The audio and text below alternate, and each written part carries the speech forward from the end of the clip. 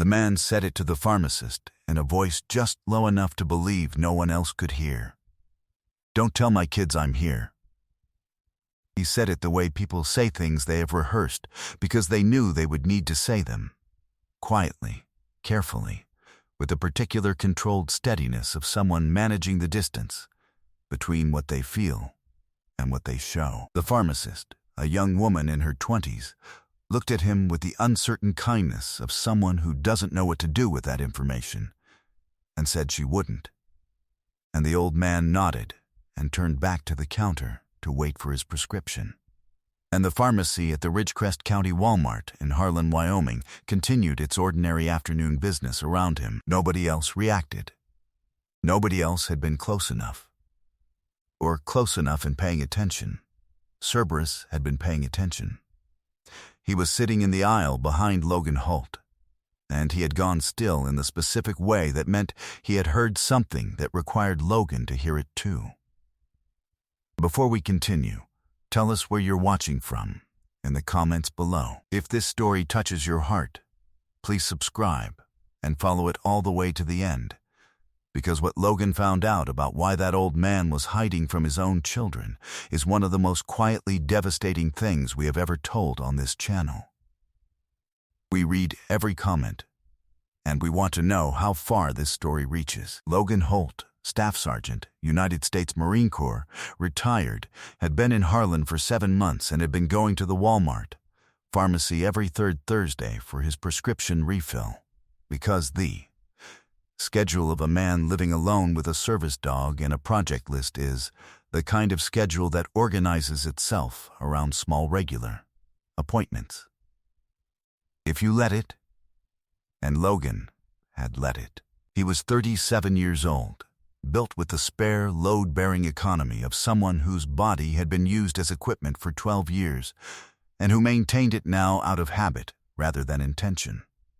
With dark hair cropped tight, and a face that had settled into its permanent form sometime in his early 30s, in the way that faces settle when enough has happened to them. His eyes were the deep, clear gray of weathered slate, the color of something that has been outside in all weathers for a long time and has become more itself rather than less, and they had the quality of eyes that look at a situation rather than a person, that assess first and engage second, that can be in a room for 90 seconds before anyone realizes they have already understood everything in it.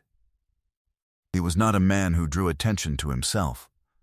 He was a man to whom attention paid itself, quietly and without invitation, because the stillness of him had a gravity that rooms leaned toward. He had done 3 deployments across 12 years, one to Ramadi in 2011 during the drawdown, which had been its own specific kind of difficulty, 2 with 3rd Battalion, 5th Marines, to the Songin Valley, and then to Helmand Province, where the second had involved 8 months of the kind of sustained, close terrain work that leaves marks in the body's deep architecture rather than on its surface. He had come home from Helmand with a Navy Commendation Medal with Combat 5, a medical retirement for the spinal compression, and the nerve involvement in his left leg that had been accumulating for years before it had finished accumulating. And the specific challenge of a man who has organized his identity around mission and capacity, and who is now faced with neither being the thing he was. He had moved to Harlan because it was small and quiet, and because the landscape of northern Wyoming asked nothing of him and gave him space to figure out what he was going to ask of himself. He had been figuring for 7 months. He had made some progress. Cerberus was a 7-year-old German Shepherd, 82 pounds, with a coat that ran jet black across his head and back like a mask and a saddle, fading at his flanks and legs to the deep warm tan of turned earth, with eyes the color of dark amber that tracked the world with the specific thoroughness of a dog who has been trained to be interested in everything and who has never lost the interest. His right ear had a notch at its outer edge from a fragmentation event in Helmand in 2021. Small, clean, healed without apparent consequence to the dog's demeanor. though Logan sometimes wondered if Cerberus heard certain things differently than before, because certain things seemed to hold his attention in ways that were hard to account for by sound alone. He moved through the Walmart with the same quality he brought to every interior space: systematic, unhurried, 3 steps ahead of the present moment, processing the aisle as if it had a grid, and he was clearing it. He had been adopted after a 13-month bureaucratic patience contest that Logan had won through sheer refusal to stop submitting paperwork, and in 7 months of Wyoming civilian life, he had not once flagged something that turned out to be nothing. The Walmart in Harlan, Wyoming, on a Thursday afternoon in March, had the specific atmosphere of a small-town retail institution that serves as de facto community center. The fluorescent hum of a building that is never dark, the smell of synthetic carpet and overheated air, and the coffee from the McDonald's counter near the entrance. The particular layered noise of shopping carts and children and intercoms that creates a kind of ambient white sound under which quieter things tend to get lost. Under which, Logan had learned from 11 years of operating in environments where hearing the quiet thing was the difference. The quieter things were often the most important. The old man's name was Walter Crane. He was 78 years old, and Logan learned this not immediately but incrementally in the way that all the important things in this story were learned, one layer at a time, each one requiring the previous one to make sense of it. Walter had been a sergeant first class in the United States Army, 101st Airborne Division, Vietnam, 1968 and 1969. He had jumped into Hamburger Hill. He did not talk about Hamburger Hill. He had a daughter named Susan in Billings and a son named Michael in Cheyenne, and 3 grandchildren he kept photographs of in his wallet, folded into the left side behind a library card and a health insurance card that was 3 months out of date. He had been married for 46 years to a woman named Edna, who had died of pancreatic cancer in 11 weeks in the fall of 2021, and whose death had reorganized him in ways he had not finished understanding, and that he had not asked for help understanding, because asking for help was not a category of behavior he had ever developed fluency in. He was at the Walmart pharmacy hiding from his children because he had not told them about the prescription he was picking up, which was for a medication prescribed by a cardiologist in Casper 6 weeks ago, following an incident that Walter had also not told his children about, which was the kind of incident that cardiologists describe as a warning, and that Walter had described to himself as nothing to worry anyone about, which was the kind of description that people give events they are in fact very worried about and are choosing not to communicate, because the communication would require them to receive something they are not prepared to receive, which was their children's fear, and their children's fear would require Walter to be the kind of person who has frightened his children, which was a kind of person he had never allowed himself to be. Logan said, "From the next aisle, you all right?" He said it quietly. He was not performing concern.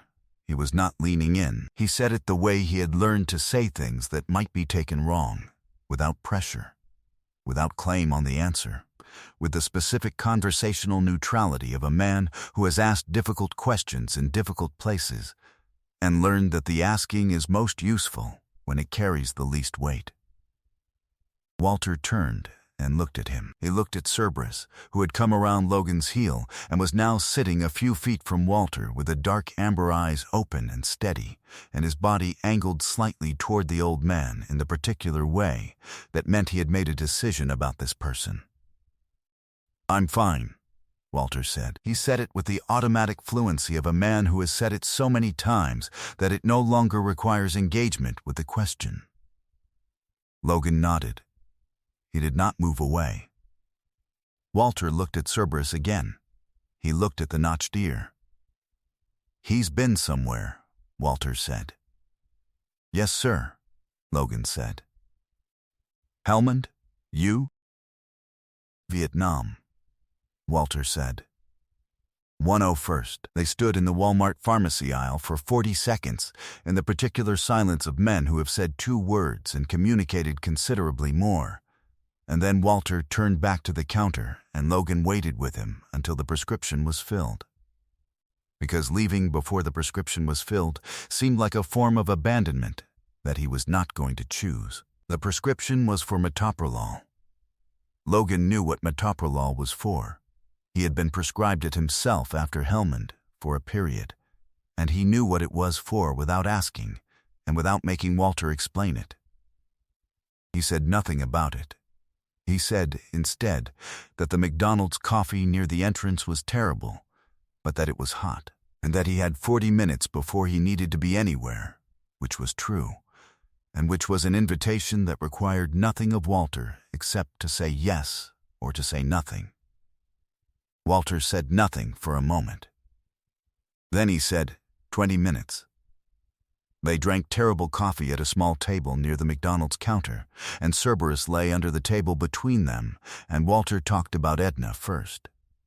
About 46 years, and about the 11 weeks, and about the particular quality of a house that has been shared for a long time after it is no longer being shared, which is a quality that does not have an adequate word in English, and that Walter described by saying the coffee tastes different now, which Logan understood immediately to mean everything. He talked about Susan and Michael, who called on Sundays, and who came at Thanksgiving and Christmas, and who loved him in the specific way that adult children love a capable, self-sufficient parent, fully and from a comfortable distance, secure in the assumption that the self-sufficiency is still intact. He talked about the incident in Casper the way men of his generation talk about physical failures as malfunctions rather than crises, as mechanical problems rather than events with emotional content. He used the word episode. He used the phrase nothing serious. Cerberus, under the table, pressed his head against Walter's ankle and held it there. Logan listened to all of it the way he had learned to listen to briefings, for the thing being said and for the gap between the thing being said and the thing that needed saying. The gap, here, was large and had a specific shape, and Logan could see its shape and understand it without needing Walter to describe it. The shape was the shape of a man who had survived the worst thing that had ever happened to him in 1968 and 1969, and who had come home and built a life, and raised children, and loved a woman for 46 years, and who was now, at 78, facing the quieter erosions alone, because the person he would have told had been gone for 18 months, and because he had not yet found another way to be known. Logan made 2 calls from the parking lot while Walter waited with Cerberus beside the entrance doors.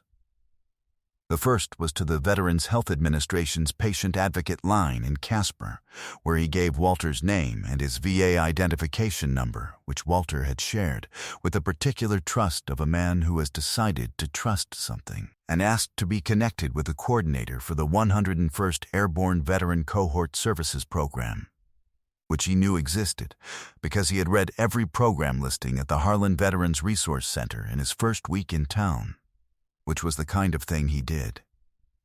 The coordinator, a man named Edwin Pratt, who had been a medic in the Gulf War and who had the specific phone manner of someone who has been helping people find the right door for 20 years, said he could have Walter connected with a veteran peer support specialist within the week, and that there was a cardiac monitoring program through the VA for veterans with Walter's presentation that Walter may not have been offered at his most recent intake. The second call was to Susan Crane in Billings. Logan had asked Walter, before leaving the table, if he could make that call, and Walter had looked at him for a long time and then said that if Logan thought it was the right thing to do then, he would not stop him. Which was the closest Walter Crane had come to saying yes to something difficult in 18 months. Susan picked up on the second ring. She was a woman who picked up quickly. Logan could tell from the speed of it, which told him something about who she was and what she was ready for. He told her, without preamble, that he was a retired Marine who had met her father at the Walmart pharmacy in Harlan that afternoon, and that he was calling because her father was a good man who was carrying more than he should be carrying alone, and that she deserved to know that, and that he thought, if she came, he would let her in. He said this simply, directly, and without asking her for a reaction, and then he gave her his name and number and said she could call him if she had questions. Susan was quiet for a moment. Then she said, "He had an incident in January. He told me he was fine." "He is fine," Logan said. "He's also not fine. Those are both true." She arrived on Saturday. She did not call ahead. She simply arrived at the house on Crenshaw Road and knocked on the door with the specific determination of a woman who has been waiting for permission she didn't know she needed and who has decided she is done waiting. Walter answered and looked at her for a long moment and said, "Logan called," and Susan said yes, and Walter said, "Come in," and the door of the house on Crenshaw Road opened the way it had not opened in 18 months, all the way to someone who knew where the coffee was kept, and who remembered how Edna had arranged the living room, and who cried in the kitchen when she thought Walter couldn't hear, and who Walter pretended not to hear, because the pretending was the only kindness currently available to him, and he gave it. Michael drove up from Cheyenne the following weekend. The health insurance card was renewed. The VA intake was updated. The cardiac monitoring program was initiated through Edwin Pratt's office. The peer support specialist, a veteran named Carl who had done 2 tours with the 82nd Airborne and who had the specific quality of a man who had been where Walter was and had found the way through it, began meeting with Walter on Wednesday mornings at the coffee shop on 2nd Street that Walter had been avoiding since Edna died, because they had gone there together on Saturday mornings, and he had not been able to go alone. Carl went with him on Wednesdays, and the Saturday association gradually loosened, the way associations loosen when a place has been given new memories alongside the old ones. Logan came on the first Sunday of each month. He brought Cerberus.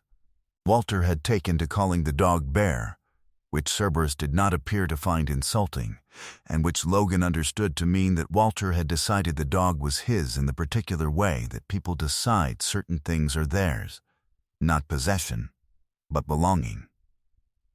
On the 4th Sunday visit, Walter had taken a photograph from the kitchen drawer and set it on the table between them, without comment. It was a photograph of a young man in uniform, maybe 21, standing at attention in the particular way of someone who has just been told to stand at attention and is doing it with total commitment. Logan looked at it for a moment. "Hamburger Hill," Walter said. Before, Logan looked at the photograph for a long time. He looked at Walter. He looked at Cerberus, who had come to the edge of the table and set his chin on it, which was not a trained behavior, which was a choice. "Thank you," Logan said. Walter nodded.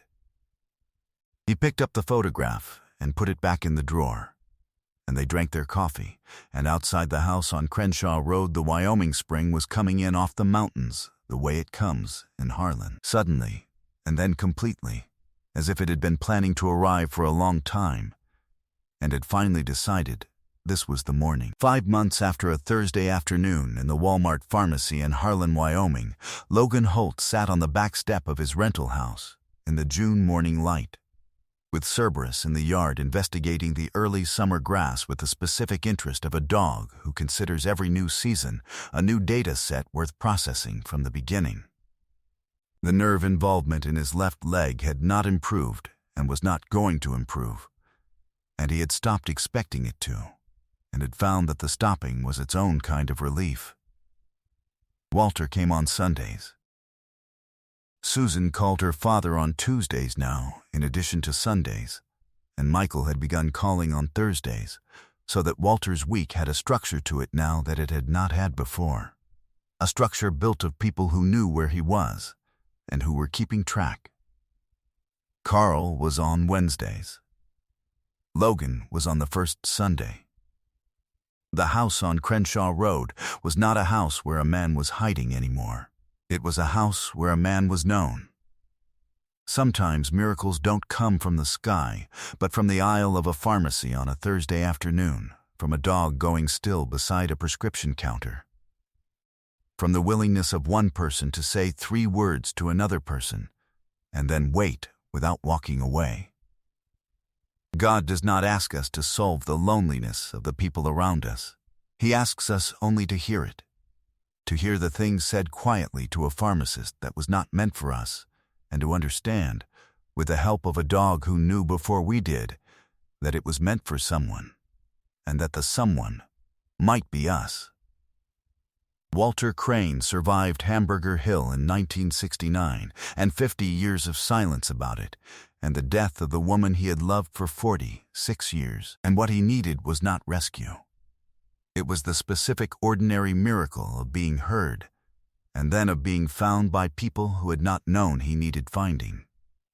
That is what a note under a wiper blade and a wine in a pharmacy aisle and a cup of terrible coffee can do, when the person holding the coffee is paying attention. The world is full of people not telling their children they are here. Some of them just need someone to hear them say it. If Walter's story stayed with you, share it with someone who has a person in their life carrying something alone that they shouldn't be carrying alone. Someone who has been saying fine when they don't mean fine, and who is waiting, without knowing it, for someone to stay until the prescription is filled. Leave a comment and tell us where you're watching from, and if you have ever been the person in the pharmacy aisle or the person at the counter, we want to hear that story. It may be the one that sends someone back to a table with coffee. If you believe in stories of loyalty, service, and the quiet courage of people who do not walk away, please subscribe to the channel so you never miss the next one. May God bless you, protect your family, and keep you listening for the things said quietly, because those are almost always the things that matter most.